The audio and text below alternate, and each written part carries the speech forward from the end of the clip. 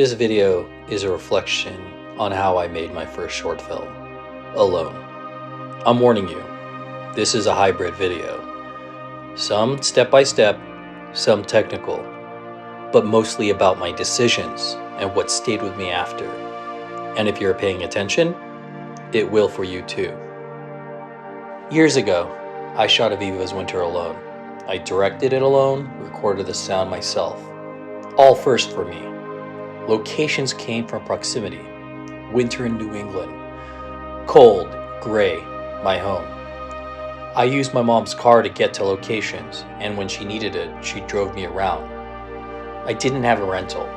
I had student loans. At the time, I was an office PA for a production company based in LA. They had a Canon C300. I didn't ask, I just took it. If something happened to that camera, I could have been fired. That was part of the risk. One camera, one sound recorder. I had no one to hand things off to. No safety net if something went wrong. I had to make the film, not because it was convenient, but because something was pushing me to do it. Before casting, before locations, before any of that, I had to decide what the film would be. I knew my first film couldn't be an exercise. I needed an idea that wasn't disposable, something that would stay with me, even if the film didn't go anywhere. The story came from my brother Franco, his presence, the quiet around him. I wasn't trying to explain to him. I wasn't trying to summarize his life. I just needed to make something that held him honestly. After I had the idea, I had to figure out how to cast it.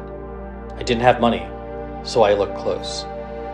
With my brother Reagan, we reached out to our network in Massachusetts.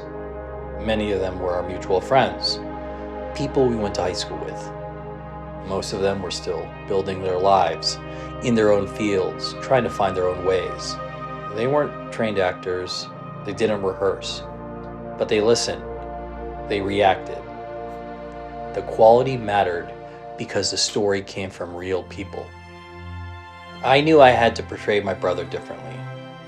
I understood that asking an audience to follow a man from a different world where the mental illness was unheard of, so I made a choice. I asked an old friend to represent him. Erin was magnificent. She brought humility, grace, a deep respect for the story. I never told her the character was inspired by my brother. She didn't need that context. Her presence was enough.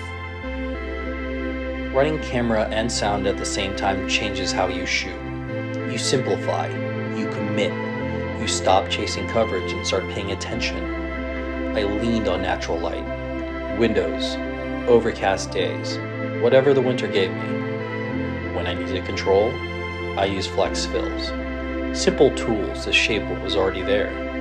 The Canon C300 held up, and kept up. Every setup asks the same question: what is essential here? You learn quickly how much you don't need. And almost everything in this film came from proximity. Monument Beach was 5 minutes from where I lived, where I grew up. So I shot there. The ocean, the cold, the stillness. I borrowed a friend's restaurant. Cam trusted me with his mom's space. They sold it years later, and hearing that stayed with me. I worked around real schedules, real lives, real constraints. This film exists because people said yes. When you're working this close to the edge, you move carefully. You pay attention. Doing everything myself taught me humility. I learned how every role matters, how demanding sound can be, how lighting shapes emotions, how framing affects performance. I didn't know it at the time, but this helped me understand crews and their departments. I stopped assuming ease. I stopped acting casually. I buried my ego. It was the only way to learn. Make the first one yourself, not because it's easy, but because it teaches you how to respect the work.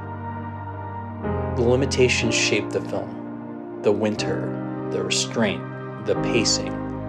The film became a way to hold space for memory, for presence, for my brother. Aviva's winter came from listening more than directing, from accepting what was there instead of forcing meaning. And I'm glad I made it this way. I wouldn't have it any other way.